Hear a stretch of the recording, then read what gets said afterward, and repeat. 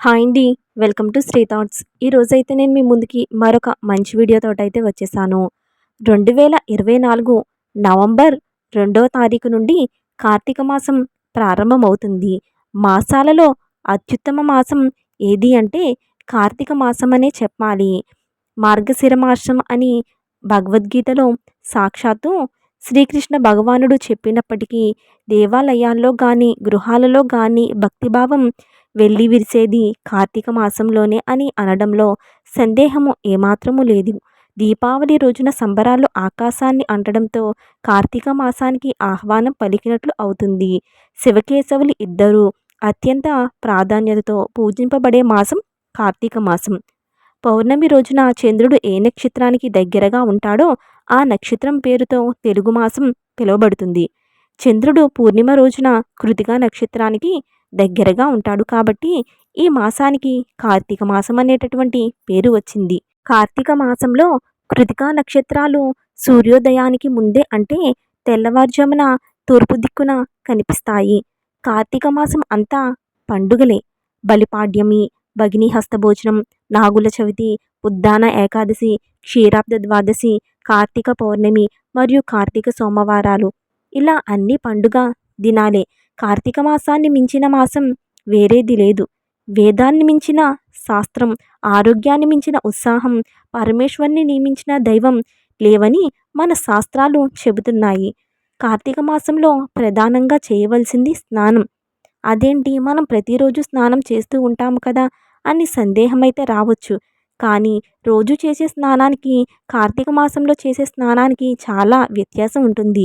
ఎవరైతే కార్తీక మాసంలో 30 రోజులు నదీ స్నానం చేస్తారో వారందరికీ కూడా శ్రీ మహావిష్ణువు యొక్క అనుగ్రహం కలుగుతుంది. మరి ఇంతకీ కార్తీక స్నానం ఎలా చేయాలి? ఏ సమయంలో చేయాలి? నెల రోజు స్నానం చేయలేని వారు ఏం చేస్తే కోటి జన్మల పుణ్యఫలితం కలుగుతుంది అనే విషయాలన్నిటినీ కూడా ఈరోజు మనం ఈ వీడియోలో తెలుసుకుందాము. దానికన్నా ముందుగా మీ అందరికీ చిన్న రిక్వెస్ట్ అండి. మీకు కనుక ఈ వీడియో నచ్చినట్లయితే తప్పకుండా చిన్న లైక్ ఇవ్వండి. మొదటిసారిగా మా ఛానల్ని చూస్తున్నట్లయితే సబ్స్క్రైబ్ చేసుకుని పక్కనే ఉన్నటువంటి బెల్ ఐకాన్ క్లిక్ చేస్తే ఫర్దర్ నోటిఫికేషన్స్ అన్నీ కూడా మీకు అందుతాయి. ముందుగా కార్తీక మాసంలో స్నానం ఎలా చేయాలి అనంటే కార్తీక మాసంలో స్నానం చేసేవారు ఉదయాన్నే నిద్రలేచి సూర్యుడు తులారాశిలో ఉన్నప్పుడే స్నానం చేయాలి. అలాగే కార్తీక మాసంలో దిగంబర స్నానం చేయకూడదు. వస్త్రాలతో స్నానం చేయాలి. ఇది ముఖ్యంగా గుర్తుపెట్టుకోవాల్సిన విషయం. అలాగే స్నానం చేసే సమయంలో శివ శివ శివ శివ అనుకుంటూ లేదా హరినామ స్మరణతో స్నానం చేయాలి. ఈ కార్తీక మాసంలో స్నానం చేసేటప్పుడు సంకల్పం చెప్పుకొని స్నానం చేయాలి. నేను ఈ కార్తీక మాసంలో స్నానం చేస్తున్నాను. ఆ పరమేశ్వరుడు లేదా ఆ పార్వతీదేవి లేదా ఆ విష్ణుమూర్తి మీకు ఏ దైవం అయితే ఇష్టమో ఆ దైవాన్ని తలుచుకొని నన్ను అనుగ్రహించుగాక అని సంకల్పం చెప్పుకొని కార్తీక స్నానం చేయాలి. కార్తీక మాసంలో మనకు స్నానం చేయడానికి ఉపయోగపడేవి నదులు, కాలువలు, చెరువులు, బావులు ఏవి దగ్గరలో లేకపోతే బకెట్ నీళ్ళలోని రాత్రంతా వెన్నెలలో ఉంచి స్నానం చేయాలి. ఇలా చేస్తే నది స్నానం చేసినంత పుణ్యం వస్తుంది, అంత ఫలితం దక్కుతుందని పెద్దలు మాట. ఇక కార్తీక స్నానం ఏ సమయంలో చేయాలి అనే విషయానికి వస్తే ఈ కార్తీక మాసం అంతా వెన్నెలలో అమృతం నిండి ఉంటుంది. అమృతాన్ని నీరు మాత్రమే గ్రహించగలుగుతుంది. కాబట్టి ఈ కార్తీక మాసంలో వీలైనంత వరకు నదులలో, కాలువలలో, చెరువులలో స్నానం చేయటం చాలా శ్రేష్టమని చెప్పవచ్చు.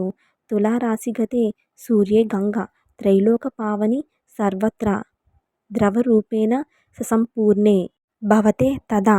ఈ శ్లోకాన్ని చెప్పుకొని స్నానం చేస్తే ఫలితం ససంపూర్ణంగా దక్కుతుంది. అలానే ఈ కార్తీక స్నానం ఉదయం 4:30 నిమిషాల నుంచి 5:30 లోపు చేస్తే తులారాశిలో చేసినటువంటి ఫలితం అయితే దక్కుతుంది.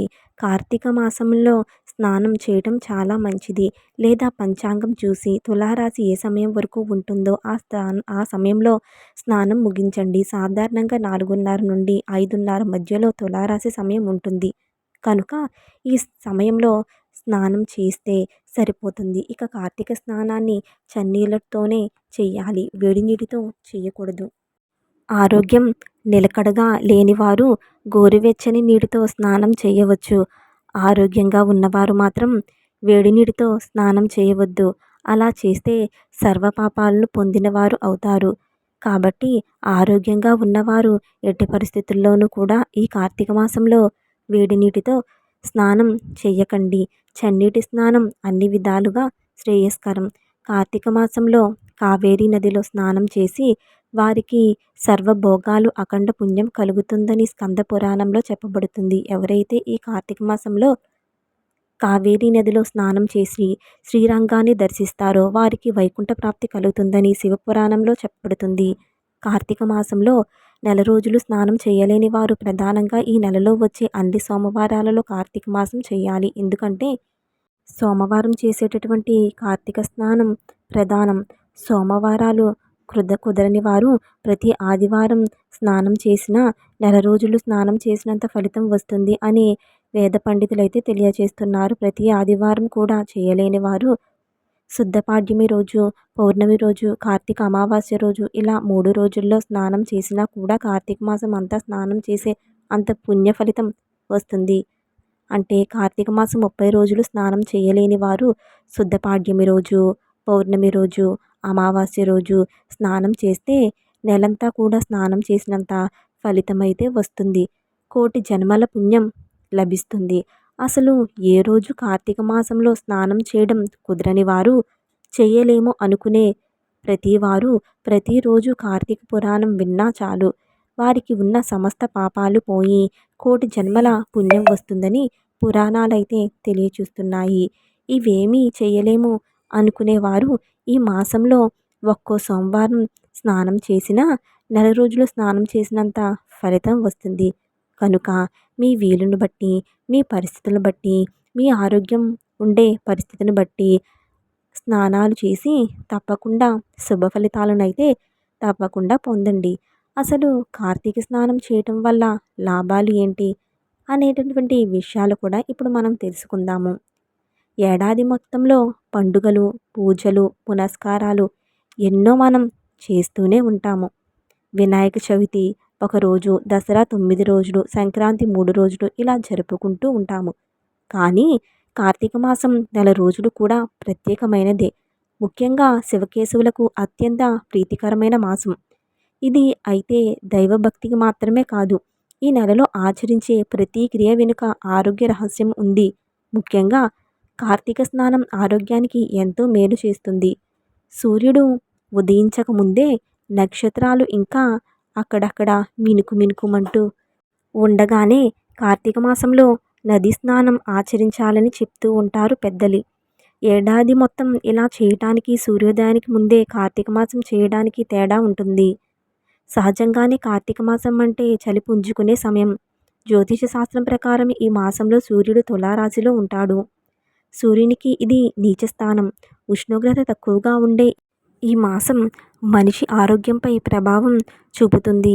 జీర్ణశక్తి తగ్గుతుంది, చురుకుదనం తగ్గుతుంది, బద్ధకం పెరుగుతుంది, శరీరంలో నొప్పులు ఎక్కువవుతాయి. నరాల బలహీనత ఉన్నవారు చలికి ముడుచుకొని పడుకోవడం వల్ల ఆ బలహీనతలు ఇంకా పెరుగుతాయి. వీటన్నిటి నుంచి ఉపశమనం కలిగించేదే ఈ కార్తీక స్నానం. ఆరోగ్య రక్షణ కోసమే ఈ నెల రోజుల్లో ఈ నియమాలు పెద్దలు పెట్టారు. కార్తీక మాసంలో తొందరగా నిద్రలేవడం వలన సహజంగా వచ్చే రుగ్మతల నుండి మనల్ని మనమే కాపాడుకోవచ్చు. సూర్యోదయానికి ముందే స్నానం, దైవ పూజ చేయటంతో బద్ధకం వదిలి రోజంతా కూడా ఉత్సాహంగా ఉండడమే కాదు, మానసికంగా ఉల్లాసంగా ఉంటుంది. అదే కాక ఈ మాసంలో నది స్నానం చేస్తారు. నది స్నానం చేయాలంటే నది వరకు నడవాలి. అది కూడా శరీరానికి వ్యాయామమే. ప్రవహించే నదిలో సహజంగా ఉండే ఔషధ గుణాలే కాకుండా నది పరివాహక ప్రాంతాలలో ఉండే మొక్కలు, ఔషధాలు కూడా నీటిలో కలుస్తాయి. ఈ నీటిలో స్నానం చేయడం ఆరోగ్యంపై ప్రభావం చూపుతుంది. కార్తీక స్నానం చేసి దీపాలను నదిలో వదిలిన దృశ్యాల్లో మనసుకు చాలా సంతోషాన్ని ఇస్తాయి. కార్తీక మాసం వచ్చేసరికి వర్షాలు తగ్గుతాయి. నదిలో ఉధృతి తగ్గి అందులో మలినాలు కూడా అడుక్కు చేరి నిర్మలమైన నీరు ప్రవహిస్తూ ఉంటుంది. సమృద్ధిగా మరియు స్వచ్ఛంగా ఉన్న నీటిలో స్నానం చేసేందుకు కార్తీక మాసమే అనువైన సమయం. జ్యోతిష శాస్త్రం ప్రకారం నీటి మీద, మానవుల మనసు మీద చంద్రుని ప్రభావం అధికంగా ఉంటుంది. చంద్రుడు ఈ సమయంలో అత్యంత శక్తివంతంగా ఉంటాడు. అందుకే ఈ కార్తీక మాసాన్ని కౌమాది మాసమని అంటూ ఉంటారు. చంద్రకిరణాలలో ఔషధములతో ఉన్న నీటితో స్నానం చేయటం వలన అనారోగ్య సమస్యలనేవి దరి చేరనే చేరవు. శరీరంలో ప్రవహిస్తున్న ఉష్ణశక్తిని బయటకు పంపడమే స్నానం ప్రధాన ఉద్దేశం. మన శరీరము ఉష్ణశక్తికి కేంద్రంగా ఉంటుంది. ఎప్పటికప్పుడు ఉష్ణశక్తి ఉత్పత్తి అవుతూ ఉంటుంది, బయటకు పోతూ ఉంటుంది. అలా ఎప్పటికప్పుడు ఉష్ణశక్తి బయటకు పోతేనే ఉత్సాహంగా ఉంటాము. ఈ ప్రక్రియ ఎలక్ట్రోమాగ్నెటిక్ యాక్టివిటీ అంటాము. భారతీయుల ఆధ్యాత్మిక జీవన విధానంలో కార్తీక మాసం చేసేది స్నానాలకు ఎంతో ప్రాధాన్యత ఉంది. అయితే ఈ మాసంలో నదీ స్నానం చేసేటప్పుడు కొన్ని నియమాలను కూడా పాటించాలి. అవేమిటో అంటే, రాత్రి ధరించిన వస్త్రాలతో నదులలో స్నానం చేయకూడదు. ఉదయాన్నే లేచి రాత్రి ధరించిన వస్త్రాలను తీసేసి మళ్ళీ శుభ్రమైన వస్త్రాలను ధరించి తర్వాత స్నానం ఆచరించాలి. కార్తీక మాసంలో నదీ స్నానం చేయటం కుదరని వారు రాత్రి వెన్నెలలో బకెట్ నీటిని ఉంచి ఉదయమే స్నానం చేయండి.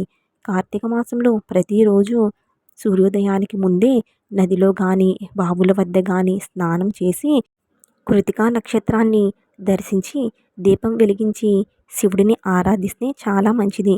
శివుడు అల్పసంతుష్టుడు.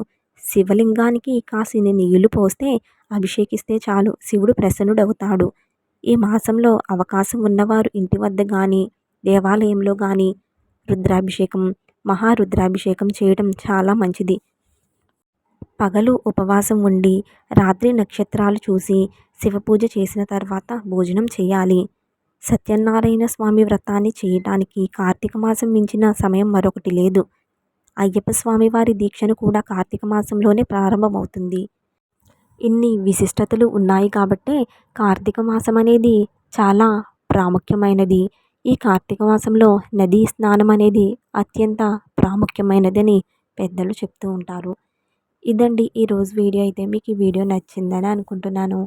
మీకు ఈ వీడియో నచ్చినట్లయితే తప్పకుండా చిన్న లైక్ ఇవ్వండి. మీరు ఇచ్చేటటువంటి చిన్న లైక్ మాకెంతో సపోర్టివ్గా అనిపిస్తుంది. మొదటిసారిగా మా ఛానల్ని చూస్తున్నట్లయితే సబ్స్క్రైబ్ చేసుకుని పక్కనే ఉన్నటువంటి బెల్ ఐకాన్ క్లిక్ చేస్తే ఫర్దర్ నోటిఫికేషన్స్ అన్నీ కూడా మీకు అందుతాయి. Thank you for watching.